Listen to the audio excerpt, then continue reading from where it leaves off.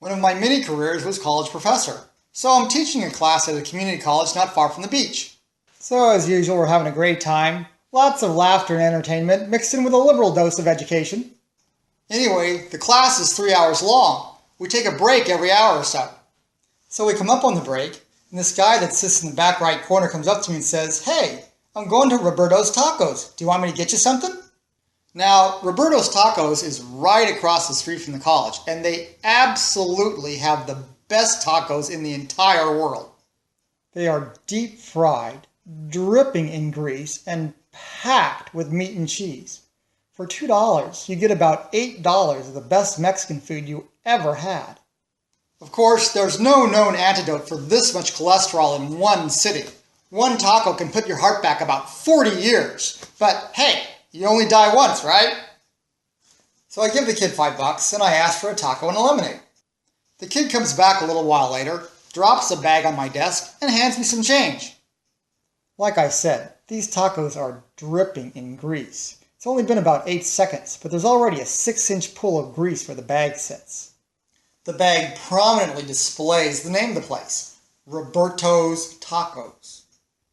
Sitting in the front row is one of a number of stunning blondes that populate the local beach scene. This one looks just like Paris Hilton, as opposed to the girl who sits next to her, who's a dead ringer for Britney Spears. Paris pipes up and asks, "Is that a taco from Roberto's Tacos?" Now, the kid just said he was going to Roberto's Tacos.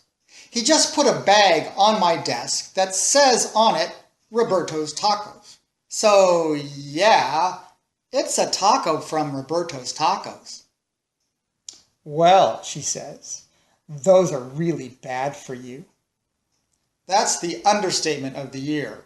But hey, I'm not entering a bikini contest anytime soon, so I smile and say, "Yeah, well, I'm not worried about maintaining my girlish figure." The class chuckles, and then this kid in the back row, Evan, yells out, "Well, you sure have a girlish figure." Now, Evan is one of the nicest students I have. He's sat there in the back row quietly all semester. He's getting good grades. He's doing good work at the board. He laughs as much as anyone else in the class. He's never been rude or disrespectful once. In fact, no one has been rude or inappropriate in this class, which is really rare for Southern California. Usually it's a bag full of 8-balls. But now Evan has gone and been downright mean and insulting right to my face in public. Evan is going to pay. Now, Evan clearly does not have a girlish figure. He obviously lives at the gym. He's 6'1" and could be a body double for Superman.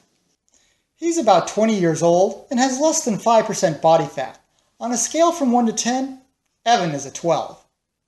So I shake my head, smile, and say to Evan, "Evan, you think you're pretty tough, don't you?"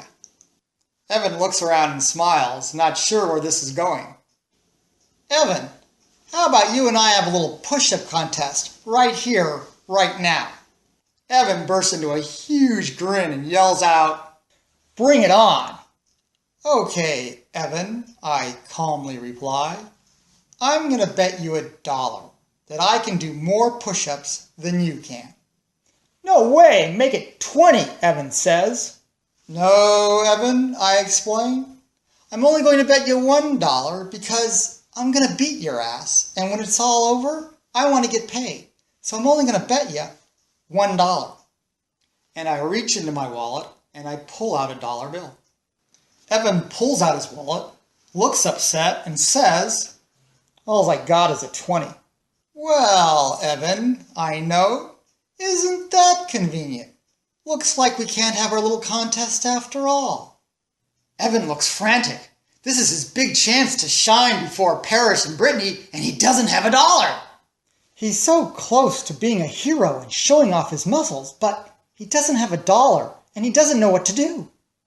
I let Evan twist in the wind for a few seconds, and then I ask the class, "Does anyone have $1 they can lend poor Evan?"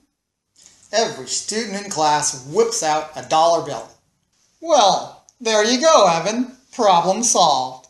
Evan grabs one of the dollars, walks up to me all smiling and confident. Let's do this, he says. I hand my dollar to Paris and explain that she will hold the bets.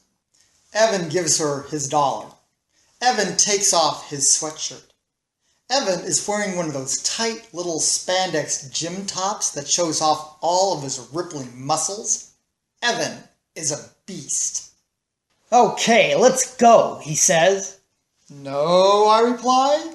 You're going to do your push-ups first, and I'm going to count them, and then I'm going to do my push-ups, and you're going to count them. Okay, says Evan, and he drops to the floor and he starts doing push-ups. Before he starts, I give him a little warning. Now, Evan, don't forget, I'm a college professor. I only work a couple of days a week. The days that I do come in, I don't even get in here till after 2 p.m. And do you know what I do every single morning? I go to the gym and I work out. And every single day, I do 50 push-ups. So, I don't know how many push-ups you're used to doing, but today, you damn well better do more than 50. Evan wasn't expecting to hear that. He looks a little confused, even a tad bit concerned, but he charges ahead. 1, 2, 3, 4. Class, count them off for Evan. And I start eating my taco. 6, 7, 8, 9, as I chomp away on my taco. 14, 15, 16, as I drink my lemonade. 20, 21, 22, hey, all the way down! Apparently, Evan is getting a little sloppy. No, that's okay, I assure the class. Evan's doing great. Keep it up, Evan. And Evan charges ahead, while I keep eating my taco. 28, 29, 30, as I finish eating my taco. Evan's starting to sweat, and his face is turning red.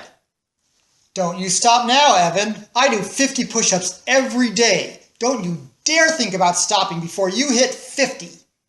Evan is exhausted. His muscles are burning, but he keeps on going. 33, 34, 35. And Evan is losing it. He pauses. He shifts his weight onto his right arm, and he props himself up on his elbow. The class goes nuts. Hey, no resting!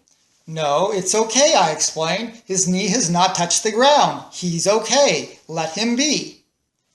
And Evan rests a bit, and then he gets going again. Evan finishes the 30s and struggles through the 40s. His face is bright red. He's sweating bullets. His muscles are exploding.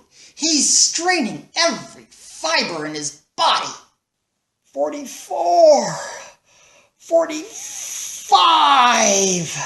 And he's shaking like a leaf. 46, 47. Can he keep going? 48, 49. Will he make it? 50, 51, 52, 50. Bam! And he hits the ground face first in a pool of sweat. He's dead. But he did it. He broke 50. I smile, look down and say, 52. Not bad. You win. Evan, take your dollar.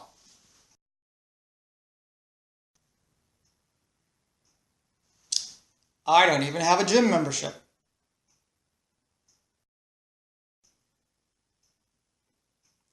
I was wearing a 3-piece suit and eating a taco. Seriously, what did he think I was going to do? Do push-ups and barf tacos?